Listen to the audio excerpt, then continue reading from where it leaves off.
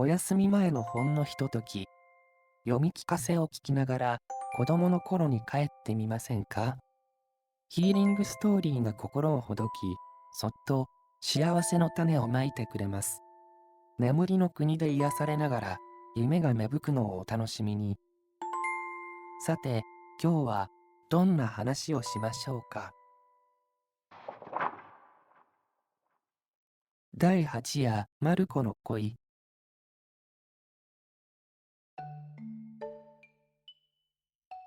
どうやらマルコは失恋したらしい。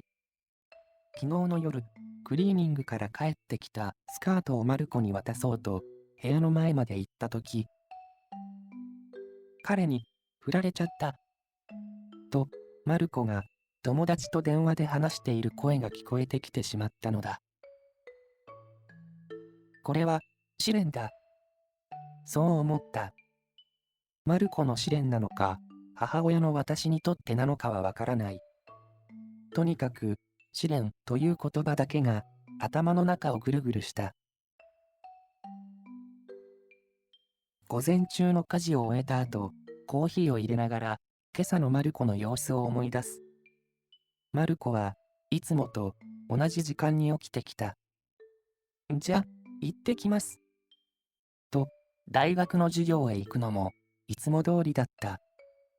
だけど、私はマルコのリュックにぶら下がっていたカラビナがなくなっているのを見逃さなかった。崖を登るときに使うようなちょっとごついタイプのカラビナ。誕生日、マルコは嬉しそうに彼がくれたんだよ。と、カラビナを私に見せた。彼女にカラビナをプレゼントする男っていかがなものだろうと思いながらも、いいね、鍵とかいろいろぶら下げられるし、と話を合わせておいた。そのカラビナがリュックから外されていた。もしかしたら彼氏は山男だったのかもしれない。いずれにせよ、マルコは振られた。マルコは中学生の頃、高校生の頃と各時代で付き合っている男の子がいたようだった。その当時は彼氏からのプレゼントの話など聞くこともなかった。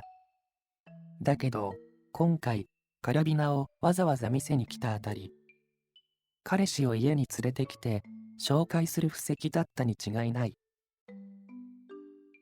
大学生だもんね。これまでとはさすがに本気度が違ってたな。ついため息が出る。ドリップしたコーヒーはいつの間にか冷めてしまっていた。マルコの部屋の前を通るとかすかにすすり泣く声が聞こえてくる。そんな夜を幾晩か過ごした。マルコはこれまで本気の恋をしたことがなかったんじゃなかろうか。あるいはマルコはいつも振る方で振られるのには免疫がなかったんじゃなかろうか。私も一人娘の失恋に免疫はない。大切に育ててきた娘を誰かにもういらないと言われることがこれほど答えるとは知らなかった。一体うちの子のどこが気に入らないっていうの？山男かどうかもわからない輩にうちの娘の良さが分かってたまるもんか。マルコがかわいそう。何をしていても不意にもやもやした気持ちが湧き起こる。つらい。ああ、つらい。やっぱりこれは私の試練でもあるのだ。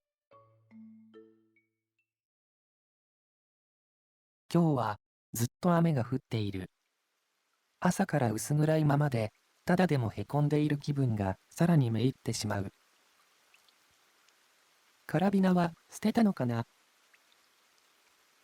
捨てたとしても、マルコがどんな気持ちで捨てたのだろうと考えただけで胸が重苦しくなった。この何とも言えないモヤモヤはどうにかならないものかと悩んでいたとき、昔聞いた話を思い出す。たとえ何が起こっても、これがきっといいことにつながる。そう思う方が人生うまくいくという話。思い出したものの、今はとてもそんな風には考えられない。辛い経験なんてしたくない。何でもかんでも思い通りになった方がいいに決まってる。リビングで一人ブツブツ言いながらポスンとソファに寝転がった。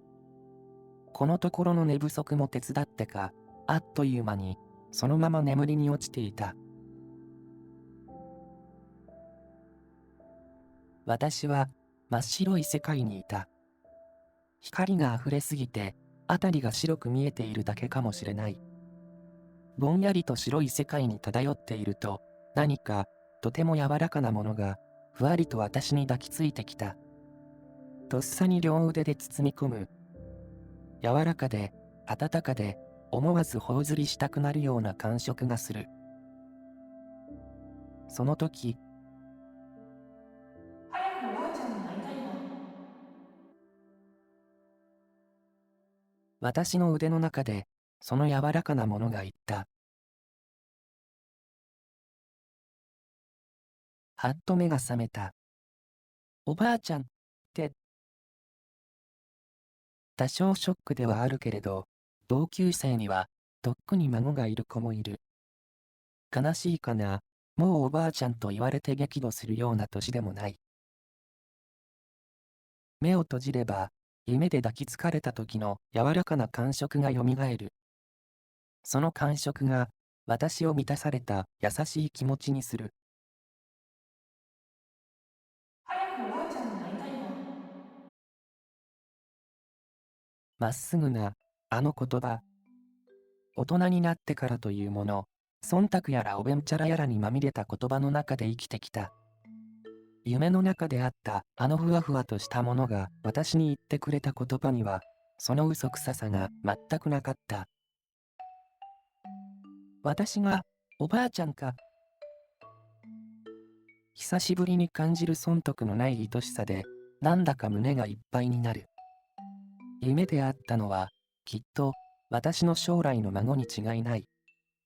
もちろん、夢の話だから何の根拠もないけれど、根拠どころか、こうやって思い返すのも時間の無駄にさえ思えるけれど、だけど、あの子はきっと私の孫なんだ。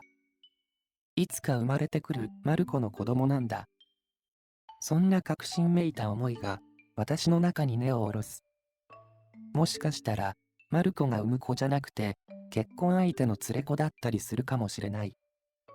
だとしても、早く会いたいと言ってくれたあの子に会えるなら、実の子だろうが養子だろうが、里子だろうが構いやしない。おばあちゃん、と屈託なく呼んでくれるあの子が、いつの日か、私の目の前に現れる。それだけでいい。山男に振られなければ出会えない人に、マルコはこれから出会うんだ。出会いがすぐに訪れるのか、ゆっくりとやってくるのかはわからない。でも、これがきっといいことにつながる。試しに、そう信じてみるのも悪くない。夜まで止まないと思っていた雨は、知らないうちに上がっていた。